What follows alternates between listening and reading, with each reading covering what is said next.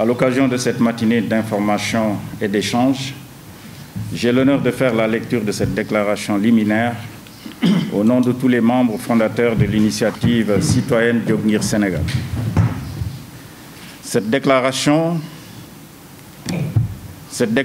est articulée autour de 7 points suivants. Nos motivations, notre vision et nos objectifs, notre conception de l'ambition du président de la République, de son profil et des principes d'exercice de la gouvernance. Des activités essentielles qui permettraient d'éradiquer le système de malgouvernance et optimiser la vitesse de marche du pays vers le développement. Notre plan d'action, ce que l'initiative Jóg Ngir Sénégal attend des électeurs et le devenir de l'initiative citoyenne après l'élection présidentielle. Nos motivations. Il apparaît sans aucun doute que les 2 alternances intervenues en 2000 et 2012 n'ont pas apporté les changements d'ordre éthique dans le fonctionnement de l'État. Et le système de malgouvernance qui est consubstantiel à la crise politique du 17 décembre 1962 s'est perpétué en s'approfondissant. Aux nombreuses atteintes à la sacralité des ressources financières, foncières, immobilières, minières et gazières, se sont ajoutées des carences rédhibitoires dans le respect des règles et principes de l'état de droit, de la démocratie et des droits de l'homme. Ce système de malgouvernance a approfondi le fossé entre les plus riches et les plus pauvres, avec des politiciens et des fonctionnaires milliardaires ou ayant acquis en moins de 12 ans un patrimoine de plusieurs centaines de millions de francs CFA, au moment où, notamment dans les villes, certaines familles peinent à s'offrir un bon repas par jour et des fonctionnaires vertueux peinent à se procurer une maison après avoir rendu à l'État pendant près de 40 ans des services éminents.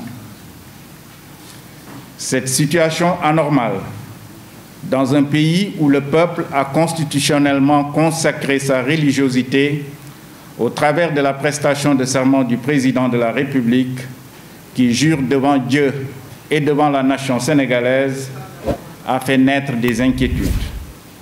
Principalement parce que le système de malgouvernance est une amplificatrice d'injustice et une destructrice d'intégrité morale et de bonnes ambitions.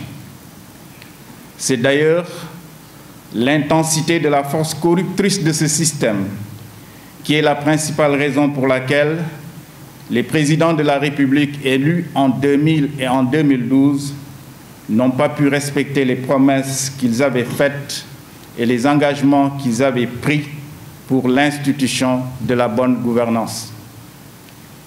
C'est compte tenu de cette situation et de nombreuses autres considérations que des patriotes ont fondé l'initiative citoyenne Jóg Ngir Sénégal pour agir individuellement et collectivement afin de contribuer grandement à l'élection d'un président de la République patriote qui pourra mettre fin au système de malgouvernance en apportant les ruptures d'ordre éthique dans le fonctionnement de tous les organes étatiques, principalement par la mise en œuvre des propositions patriotiques qui ont été faites par la Commission nationale de réforme des institutions dans son rapport de décembre 2013. Les considérations susmentionnées que je m'en vais vous citer sont au nombre de 13. 1. Le peuple sénégalais souhaite profondément la fin du système de malgouvernance qui est la principale cause de l'incapacité de l'État à offrir adéquatement des emplois à sa jeunesse. Cette incapacité est étroitement liée à l'existence d'un nombre trop élevé de leaders étatiques qui, en fait, travaillent contre leur pays en mettant leurs intérêts personnels à caractère politique ou financier au-dessus de ceux de l'État, délégataire du peuple. 2. Ce sont les Sénégalais qui feront du Sénégal ce qu'il sera demain, notamment pour les générations futures. Car en nous disant qu'il ne modifie point l'état d'un peuple tant que les individus qui le composent ne modifient pas ce qui est en eux-mêmes, Dieu nous indique clairement que si nous persistons dans nos négligences, dans nos turpitudes, dans notre déification de l'argent, des plaisirs, des places, des privilèges et du pouvoir, il nous laissera assumer les conséquences de nos mauvaises œuvres et pourra d'ailleurs, en fonction de la gravité et du nombre de nos péchés, faire s'étendre le désastre parmi nous, comme ce fut très probablement le cas avec le naufrage du bateau le Joola. 3. Tous les leaders temporels, religieux et coutumiers, ainsi que les patriotes doivent intérioriser l'appel au sens des responsabilités du vénéré El Hadji Omar Tall et agir contre les expressions de la malgouvernance et de la corruption des rapports sociaux, car il a dit « Puissent-ils périr les dirigeants d'un pays qui ne s'emploieraient pas à changer la conduite de leur peuple ». 4. Tous les patriotes doivent lutter contre les injustices et les mensonges, car elles sont des destructrices de paix, de cohésion sociale et de bon ordre public. C'est d'ailleurs pour cela que Dieu a dit au travers du verset 135 de la sourate 4 du Coran, « Ô les croyants, observez strictement la justice et soyez des témoins véridiques comme Allah l'ordonne, fût-ce contre vous-même, contre vos pères et mères ou proches parents, qu'il s'agisse d'un riche ou d'un besogneux, Allah a priorité sur eux deux, et il est plus connaisseur de leurs intérêts que vous. Ne suivez donc pas les passions, afin de ne pas dévier de la justice. 5. Le hadith qui dit que si l'un d'entre vous voit ce qui déplaît à Dieu, qu'il le combatte de ses mains, si cela ne lui est pas possible, que ce soit par la langue, et si cela encore ne lui est pas possible, que ce soit avec son cœur, c'est là le minimum imposé par la foi. Cet hadith commande que tous les croyants se préoccupent des expressions de la crise morale et agissent pour participer à son éradication. 6. Les nombreux versets coraniques par lesquels Dieu demande aux croyants d'ordonner le convenable et d'interdire le blâmable commandent que dans la gestion des affaires publiques, tous les patriotes croyants, invariablement guidés par la vérité, la justice et l'équité, participent au contrôle citoyen des politiques et actions publiques en recommandant les bonnes œuvres et condamnant les mauvaises pratiques qui impactent négativement la vie des citoyens. 7. Dieu qui veut que le bien prenne le dessus sur le mal dans tous les domaines a, au travers de nombreux versets coraniques et bibliques, interdit aux croyants de s'allier avec tous ceux qui refusent sciemment de respecter ces interdits. Et parmi eux, il y a évidemment les menteurs, les hypocrites, les injustes, les mécréants, les gaspilleurs, les méchants, les ingrats et tous ceux qui perpétuent le système de malgouvernance et causent sciemment des préjudices à l'État et aux citoyens qui sont les victimes collatérales de leurs méfaits. 8. Tous les croyants qui ne doivent pas s'allier avec les rebelles à la parole de Dieu ont cependant l'obligation d'être prompts à conseiller pour rendre les gens meilleurs ou les sortir de leur égarement. Les versets 7 à 9 du chapitre 33 du livre prophétique Ézéchiel de la Bible mettent éloquemment en exergue ce devoir de conscientisation. Il est dit, « Et toi, fils de l'homme, je t'ai établi comme sentinelle. Tu dois écouter la parole qui sort de ma bouche et les avertir de ma part. Quand je dis aux méchants, méchant, tu mourras. Si tu ne parles pas pour détourner le méchant de sa voie, ce méchant mourra dans son iniquité et je te redemanderai son sang. Mais si tu avertis le méchant pour le détourner de sa voie et qu'il ne s'en détourne pas, il mourra dans son iniquité et toi, tu sauveras ton âme. 9.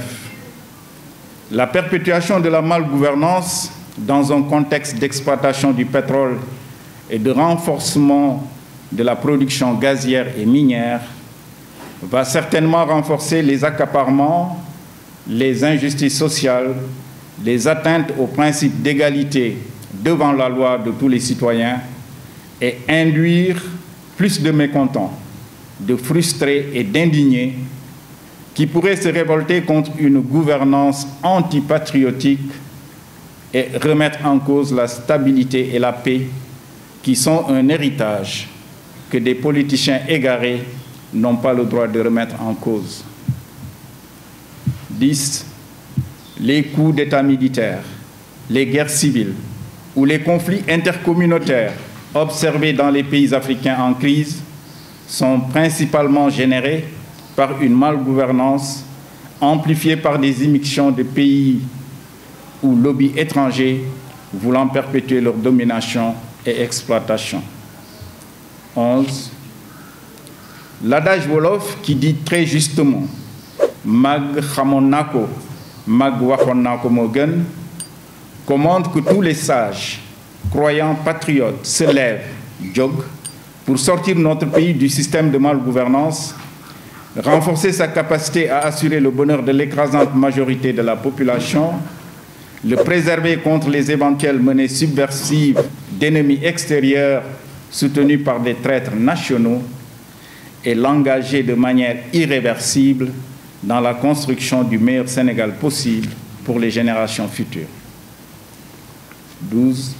Tous les Sénégalais véridiques savent qu'une administration, des relations interpersonnelles et des rapports entre les citoyens et l'État, fondés sur l'amour, la vérité, la justice et l'équité, l'acceptation inconditionnelle de la primauté de l'intérêt général et le culte du travail, de l'excellence et du mérite, conduirait sans aucun doute à une meilleure gestion des ressources du pays, à de meilleures priorisations, à une meilleure répartition des richesses, à une plus efficace lutte contre la pauvreté et donc à un environnement propice à un meilleur développement socio-économique et à ce bonheur des populations qui doit être le but final recherché de toutes les politiques publiques.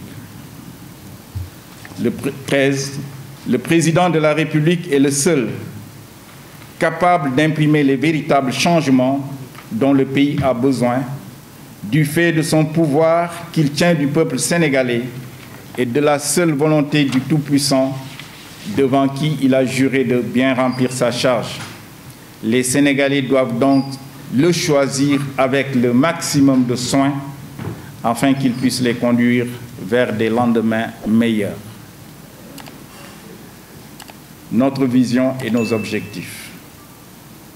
Le peuple sénégalais, ne méritant pas un troisième rêve brisé, après ceux du Sopi et du Yonou Yokouté, l'initiative citoyenne Jóg Ngir Sénégal veut alerter et rappeler aux leaders étatiques qui jouent un rôle important dans le processus électoral leur devoir de patriotisme, d'exemplarité, de justice et de probité morale, afin qu'ils puissent, en parfaite impartialité et compréhension du bien du pays, garantir le caractère inclusif, libre, paisible et transparent de la future élection présidentielle.